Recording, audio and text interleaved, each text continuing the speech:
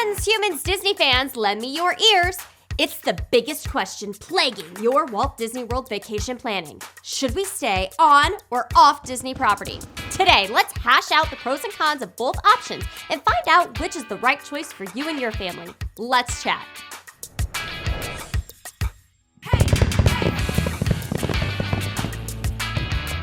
Hey everybody, Melanie here, or Melanie here, or Melanie here, or here, or here, or here. Oh my goodness, too many choices. One of the hardest things to decide for a family booking their first ever Disney vacation is where to stay. There are lots of options to choose from, both on and off property, and I'm here to tell you that no choice is the wrong choice. Every family's needs are different, and there is no cookie-cutter answer to this question. So today, we're going to examine this age-old question by figuring out exactly what type of family you are. I've got 4 Disney families we're going to be looking at today, and based off of which family you think you most resemble, this might help you make the best educated decision. But first, let's get something straight right off the bat. I feel like a lot of people equate staying on Disney property to big bucks. No, not that type of big bucks. Many people think that staying on property equals big dollar signs. But the truth of the matter is that Disney has some great options at their value resorts that won't cost you an arm and a leg and are priced similarly to other property options, especially if you're going during off-season. So, whether you're scrimping and saving like Tiana, well, Miss Tiana, rough night for tips, but every little penny counts, or diving into gold like Uncle Scrooge, there's probably an on-property option for you. So today we're going to be weighing our options outside of the constructs of the almighty dollar bill. Let's get started, shall we? Our first family is the Robinson family. No, not that Robinson family, although I do love them. No, this Robinson family. This is a huge family. And though it's an extended family, they are extremely close. There is no question that this family is vacationing together. So, what's their best option? Oftentimes, it's to stay off property. The Robinsons can rent a house in one of the many developments outside of Walt Disney World and split the cost. Now I know I just got finished saying that money isn't always a huge contributing factor when making this decision, but when you're going with a large group, the savings of splitting a house can be so enormous that it is not to be ignored. Places like Windsor Hills, Champion Gate, Paradise Palms, or Solara Resort, just to name a few, these developments have homes that can be rented for the week, and they sleep 3 to 4 families for around $1,500 to $2,000. Now divide that 4 ways, and you can see the savings. Furthermore, oftentimes these places have their own private pools, community pools, with water features, and let's just face it, the luxury of having your own room and not cramming into a small hotel room is awesome. Not to mention the benefit of common spaces to hang out with the fam and the option to buy groceries and pack food for the parks. With all of these options, it's no wonder that the Robinsons opt for vacationing off property. The one thing they'll have to figure out is transportation. They'll either have to rent a car or call an Uber, as many of these places don't offer shuttles to the parks. You can find off-property hotels that do offer shuttles though. More on that later. Our next family is small but mighty. Are you Rapunzel and Flynn Rider?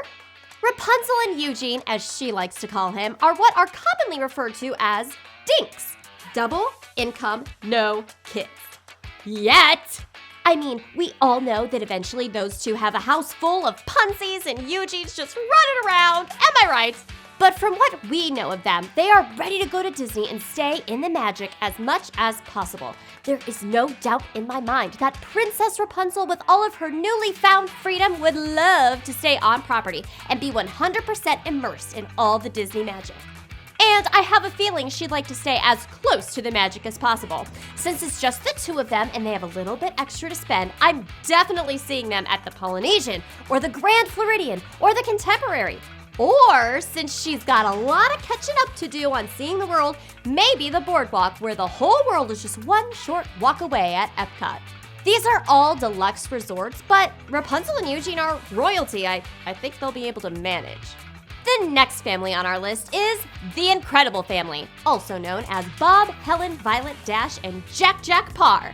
This is the family that my family most resembles. I mean, literally, just look at this. The resemblance is uncanny.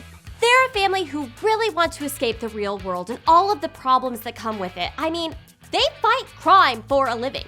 And like Rapunzel and Eugene, they want to completely immerse themselves into Walt Disney World. So they want to stay on property. That superhero life doesn't pay much. Everybody in this room is about that superhero life. Plus, they want to maintain a low profile. So what's the right choice for them? A value or moderate resort.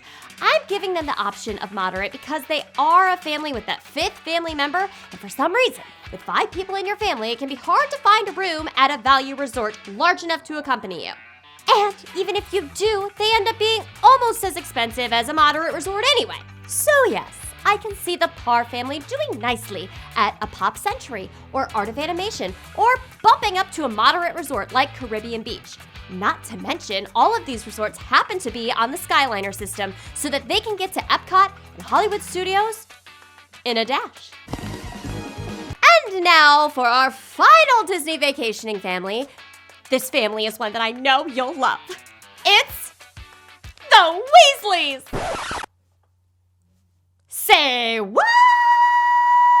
I know.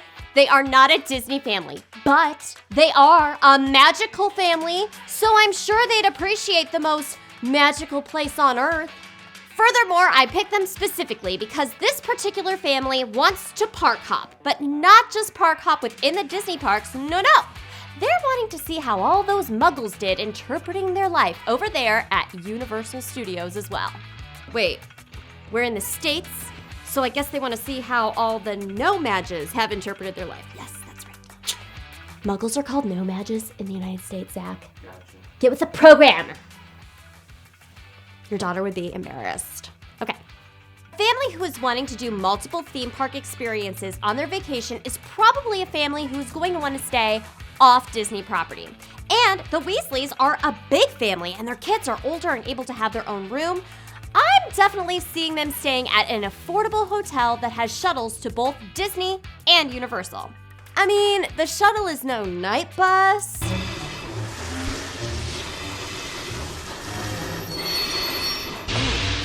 Welcome to the night bus. But it'll do.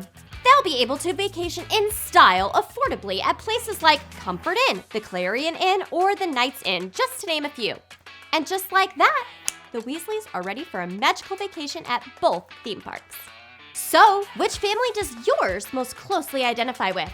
What has been your favorite place to stay when you go on vacation at Walt Disney World? And if you're thinking of venturing out on your first Disney vacation, which option do you think would work best for you and your family? Leave the answers to any and all of these questions in the comments below. And if you found this video to be helpful at all, please consider giving it a like. It helps me out a bunch, and if you don't want to miss out on any of the Disney fun over here at Lend Me Your Ears, be sure to click that subscribe button and the bell right next to it.